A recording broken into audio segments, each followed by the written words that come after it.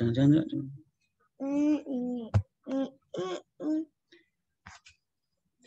Oke, selamat jumpa lagi dalam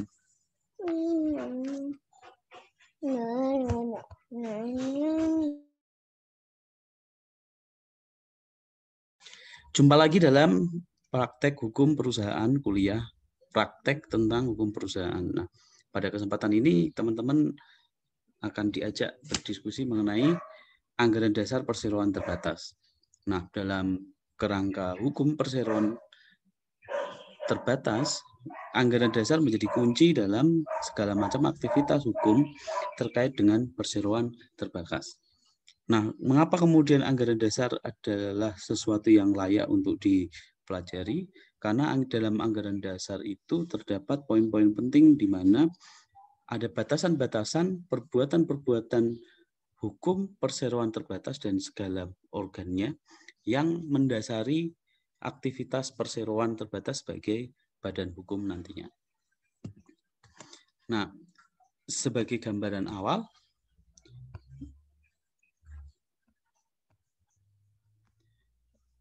anggaran dasar merupakan amanat dari pasal 8 ayat 1 Undang-Undang PT, Undang-Undang Nomor 40 Tahun 2007.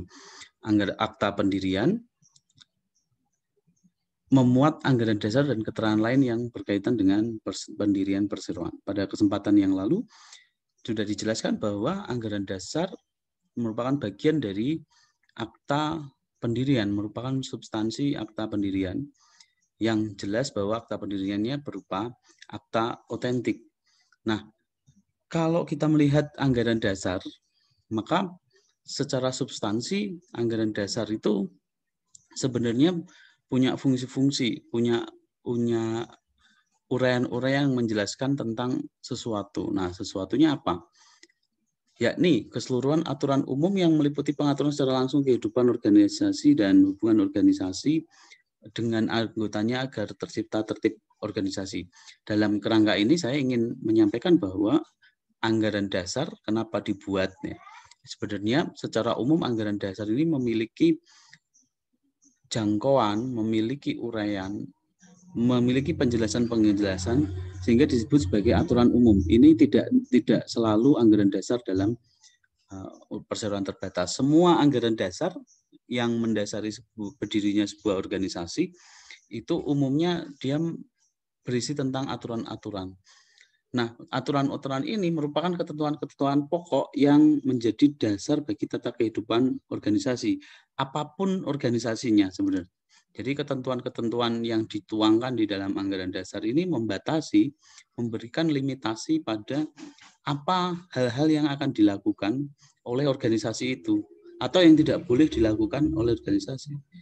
Sehingga dia menjadi acuan dalam pembuatan peraturan organisasi yang lebih khusus.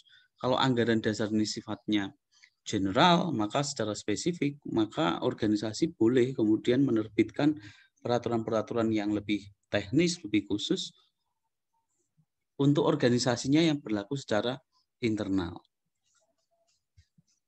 Nah, peraturan-peraturan dan ketentuan-ketentuan pokok yang mengatur kehidupan organisasi ini dalam hukum perusahaan sebenarnya memiliki kajian teknisnya terkait dengan perseroan terbatas. Jadi kalau itu disebut sebagai bagian dari dasar hukumnya perseroan terbatas, maka sebenarnya anggaran dasar itu dia merupakan bagian dari akta pendirian. Ya, yang pasti karena tadi anggaran dasar memuat aturan umumnya, maka sebenarnya anggaran dasar dalam perseroan terbatas ini memuat aturan main dalam perseroan terbatas. Jadi dia menetapkan apa saja hak dan kewajiban perseroan terbatas sebagai badan hukum misalnya, atau subjek-subjek hukum yang ada dan terkait di dalam perseroan terbatas. Semua dituliskan di dalam anggaran dasar. Seperti pemegang saham, seperti direksi, seperti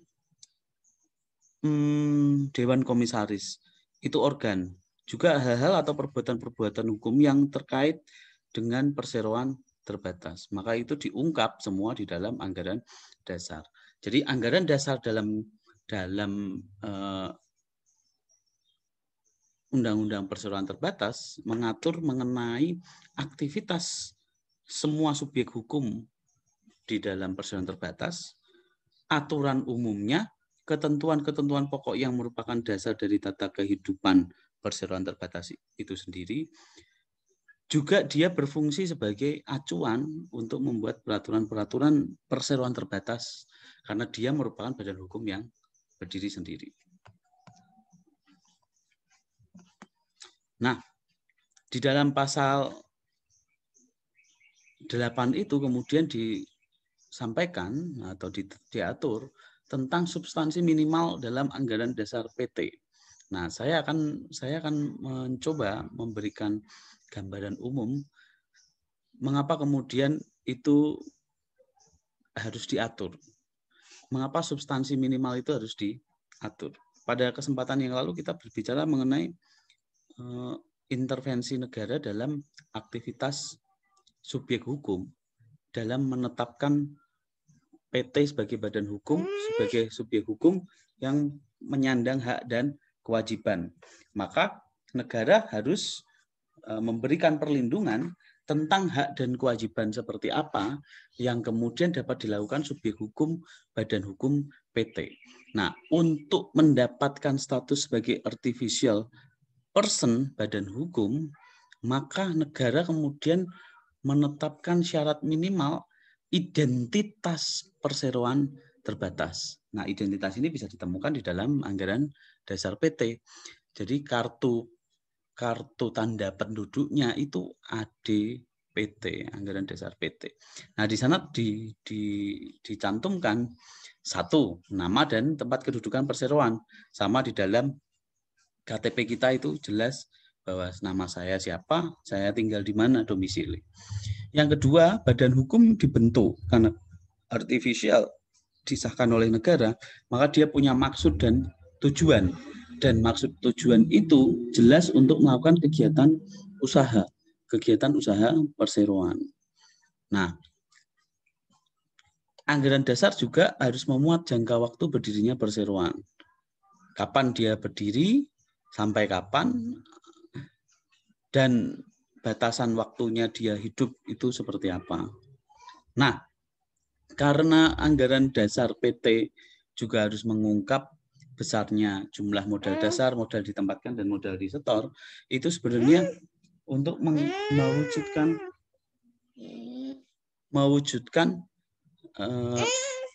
uraian pengertian tentang persekutuan modal dalam definisi PT. Nah, karena modal dasar dan modal ditempatkan juga modal disetor itu adalah syarat utama badan hukum perseroan terbatas, maka ada potensi bagi saham yang itu juga harus diperjelas. Modal itu kemudian harus diterbagi atas saham, maka jumlah sahamnya, klasifikasi sahamnya, jenis-jenis sahamnya ya, hak-hak yang melekat pada setiap saham dan nominal setiap saham. Nah, karena PT tidak bisa melaksanakan tugas atau melaksanakan aktivitasnya sendiri karena dia artificial, maka dia butuh organ, butuh pengurus. Maka dalam anggaran dasar PT harus disampaikan, dimuat nama jabatan dan jumlah anggota direksi dan dewan komisaris untuk menunjukkan bahwa perseroan itu dia memiliki organisasi yang teratur. Sebagai unsur badan hukum dia harus memiliki organisasi yang teratur. Nah, terus bagaimana mekanisme kekuasaan tertinggi perseroan itu diatur? Penetapan tempat dan tata cara penyelenggaraan RUPS sebagai kekuasaan tertinggi. Terus bagaimana mekanisme pengangkatan, penggantian, pemberhentian anggota direksi dan komisaris itu juga harus dimuat di dalam anggaran dasar PT. Dan terakhir tentang penggunaan laba dan pembagian dividen. Karena perseroan itu bertujuan untuk kegiatan usaha, maka keuntungan perusahaan itu harus ditetapkan bagaimana cara menggunakannya dan bagaimana cara membaginya. Nah, khusus untuk nama perseroan harus dilihat bahwa ada ketentuan yang mengatur mengenai larangan nama perseroan. Ya. Larangannya itu adalah kalau nama perseroan itu sudah dipakai oleh perseroan lain, maka dia tidak boleh menggunakan nama yang sama. Nama perseroan tidak boleh bertentangan dengan ketertiban umum, ini jelas. Nggak mungkin suatu PT namanya sembarang yang menunjukkan adanya potensi ya, potensi pelanggaran terhadap norma-norma masyarakat. Nah, kemudian nama itu tidak boleh sama atau mirip dengan lembaga negara. Misalnya PT DPR nggak boleh, PT Presiden nggak boleh, atau lembaga-lembaga lain, misalnya PT LBH, wah, atau lembaga internasional ya, kecuali mendapatkan izin dari yang bersangkutan ya, kecuali dia mendapatkan izin.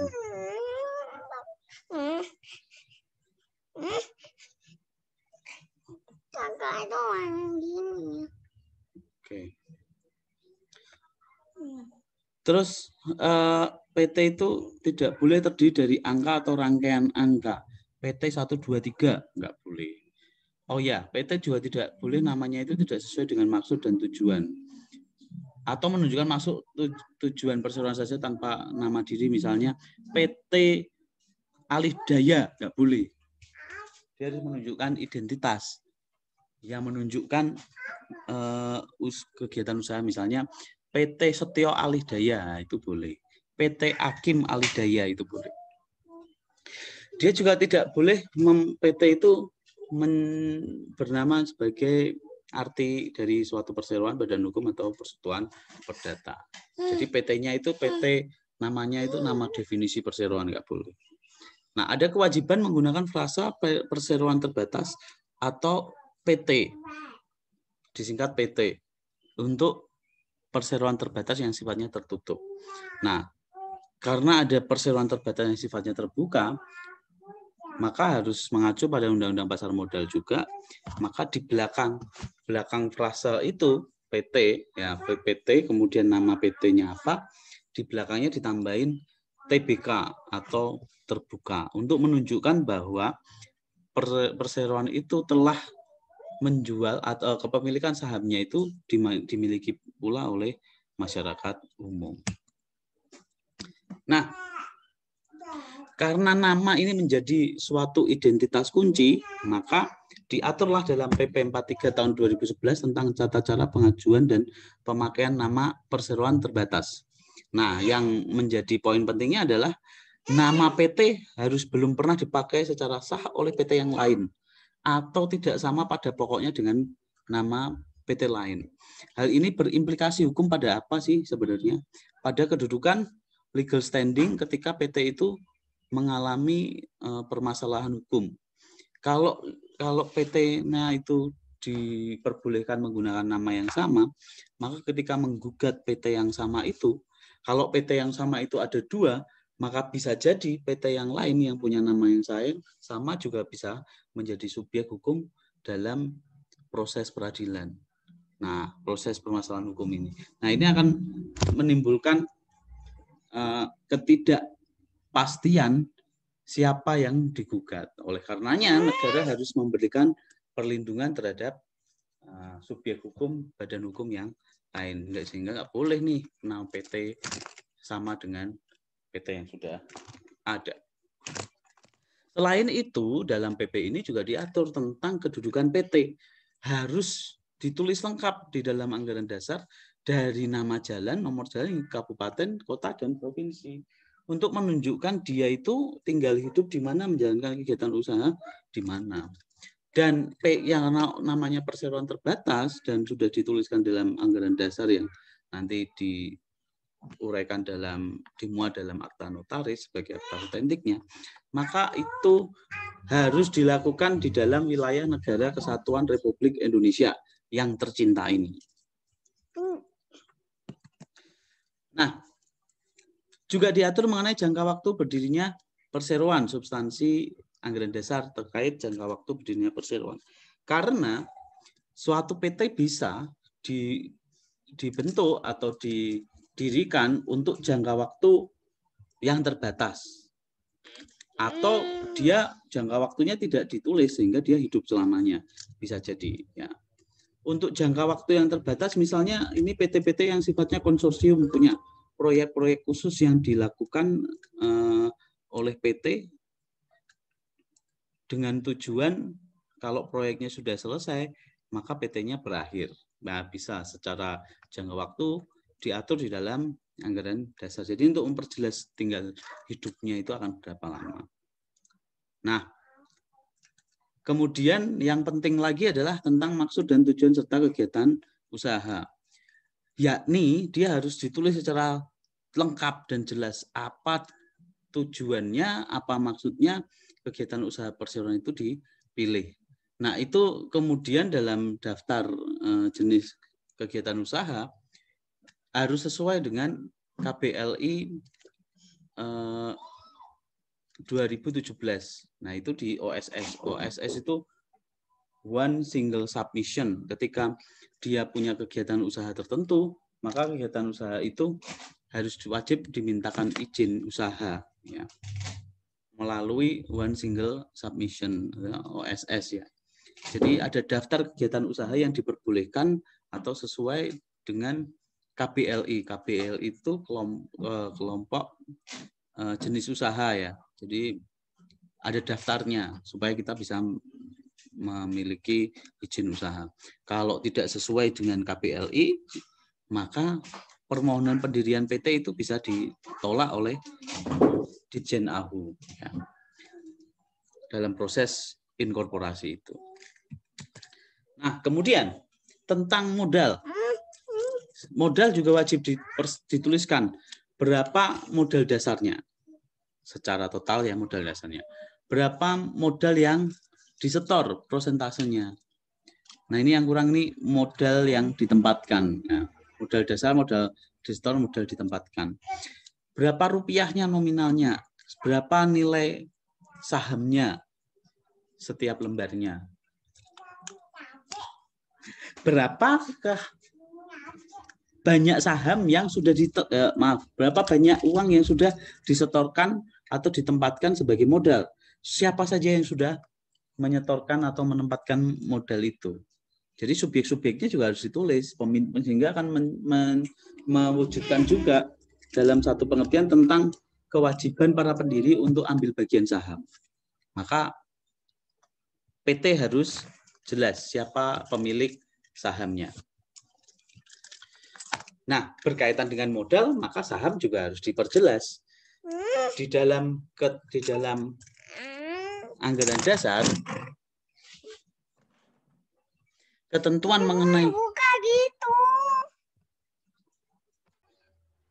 mengenai saham dalam anggaran dasar itu untuk menunjukkan saham apa saja klasifikasinya, bagaimana bentuknya surat saham, siapa kemudian para pemegang sahamnya, siapakah daftar khususnya, ya, dan bagaimana mekanisme pengalihan hak atas saham.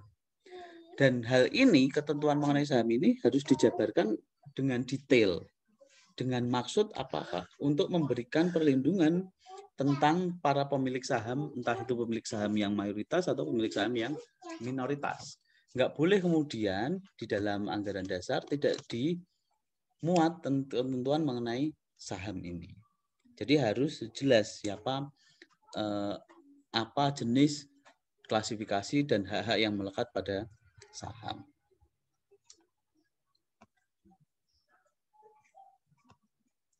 Nah, terkait dengan anggaran dasar yang tadi saya sudah sampaikan di depan, sebenarnya itu untuk menunjukkan bahwa apa yang sudah dibuat oleh teman-teman sebagai tugas nantinya tentang menganalisa atau menelaah contoh anggaran dasar pendirian PT itu untuk membantu sebenarnya prinsip-prinsip umum anggaran dasar itu seperti apa. Jadi sekalipun nantinya kita tidak pada posisi nanti ketika kita sudah lulus sebagai sarjana hukum tidak semuanya menjadi notaris, tapi setidak-tidaknya ketika kita menganalisa dokumen, kita mengerti tentang poin-poin kunci dalam anggaran dasar. Nah, terakhir tentang perubahan anggaran dasar ya. Perubahan anggaran dasar ini diatur juga di Undang-Undang PT, diatur pada pasal 21 ya. Jadi tentang mekanisme perubahan anggaran dasar ini, kalau anggaran dasar yang sudah ada ketika hendak melakukan perubahan, maka ada kewajiban untuk mengadakan RUPS dengan agenda perubahan anggaran dasar, dan itu harus jelas. Dan ketika mau mengadakan RUPS, itu harus disampaikan kepada para pemegang saham tentang agenda perubahan anggaran dasar ini. RUPS-nya apa saja? Misalnya kalau dalam tingkatan di anggaran dasar terdapat RUPS tahunan dan RUPS LB misalnya, dua-duanya bisa mengagendakan perubahan anggaran dasar. Nah, untuk perubahan anggaran dasar sendiri, ini berkaitan dengan perubahan fungsi atau tidak berubahnya fungsi perseroan terbatas. Sehingga ketika melakukan perubahan anggaran dasar, ada hal-hal yang secara substansial ketika mau melakukan perubahan anggaran dasar itu harus dimintakan persetujuan kepada menteri, atau ada hal-hal lain yang sifatnya cukup diberitahukan kepada menteri. Nah, ini ringkasnya seperti itu. Nanti akan menjadi tugas teman-teman. Nah, manakah kemudian hal-hal yang terkait dengan perubahan anggaran dasar yang wajib untuk dimintakan persetujuan menteri? Yakni, 1, perubahan nama perseroan.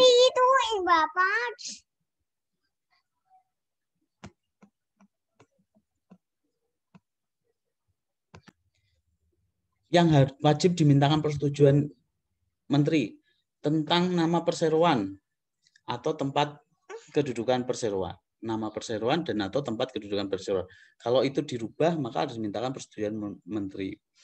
Tentang maksud dan tujuan serta kegiatan usaha perseroan. Kalau maksud dan tujuan itu berubah atau berkembang, yang tadinya cuma 1 atau 2 menjadi 3 dan 4 bertambah misalnya, atau memiliki tujuan lain, ya itu harus dimintakan persetujuan menteri. Jangka waktu berdirinya perseroan yang tadinya terbatas menjadi tidak terbatas, atau yang tadinya tidak terbatas kemudian pengen terbatas saja. Terus berapa modal dasar yang berubah, tadinya 100 juta kemudian menjadi 200 juta, maka wajib dimintakan persetujuan menteri. Pengurangan modal ditempatkan dan modal disetor dan atau status perseroan yang tertutup menjadi perseroan terbuka. Ini hal-hal yang wajib dimintakan persetujuan kepada Menkumham. Sementara itu ada hal-hal lain atau alasan-alasan lain di luar ini, di luar yang sudah diatur di dalam pasal 21 ayat 2 itu, ketika mau dirubah di dalam anggaran dasar, cukup diberitahukan aja. Tidak perlu dimintakan persetujuan.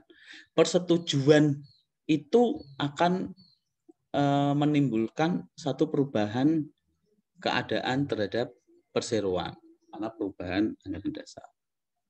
Jadi ketika dimintakan persetujuan, bisa jadi persetujuan itu diterbitkan dalam bentuk keputusan Menkumham, atau pengajuan persetujuan itu ditolak oleh menteri, sehingga harus kembali kepada AD semula. Perubahan AD dianggap tidak ada. Nah, itu tentang konsep perubahan anggaran dasar. Nah, berkaitan dengan tugas yang kemarin, ya yang sudah saya sampaikan, maka terkait dengan anggaran dasar, teman-teman juga diminta untuk menyusun tugas. Ya. Yang menindaklanjuti sebenarnya kajian analisa teman-teman tentang contoh akta notaris tentang pendirian PT.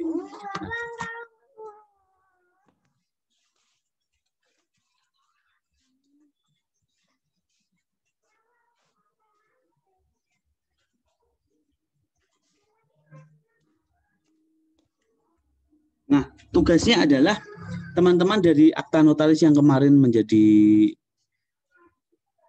contoh teman-teman, maka teman-teman diminta untuk melakukan rencana perubahan anggaran dasar tersebut.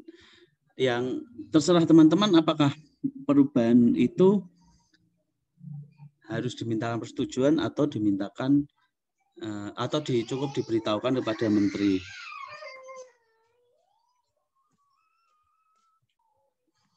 Nah, dari contoh itu teman-teman yang sudah dianalisis kemarin tentang substansinya, mappingnya seperti apa. Nah, teman-teman dari contoh akta notaris itu buatlah ide untuk melakukan perubahan anggaran dasar. Ya, poin pentingnya aja, nggak usah banyak-banyak gitu ya. Terus berdasarkan Undang-Undang PT, saya minta kepada teman-teman dengan rencana perubahan anggaran dasar tersebut, bagaimana kemudian tahapan untuk melakukan perubahan anggaran dasar. Nah, buatlah dalam bentuk bagan, jadi menggambar ya bagannya saja untuk melakukan perubahan anggaran dasar itu, baik untuk yang perubahan anggaran dasar yang harus disetujui Menkumham atau perubahan anggaran dasar yang cukup diberitahukan ke Menkumham. Jadi bagannya saja. Nah, dan terakhir jawaban saya butuh jawaban kalau perubahan anggaran dasar yang direncanakan teman-teman itu kemudian punya implikasi hukum kepada perseroan terbatas, itu menjadi seperti apa? Ya, menjadi seperti apa? Kalau perubahan modal dasar misalnya kemudian berakibat kepada PT itu seperti apa? Kalau itu misalnya disetujui oleh menteri. Atau merubah dengan alasan lain, anggaran dasar dengan lain. Nah, apa kemudian dampaknya terhadap perseroan terbatas sebagai badan hukum? Nah, itu kira-kira yang menjadi pengantar tentang bagaimana praktek hukum perusahaan khususnya terkait dengan anggaran dasar.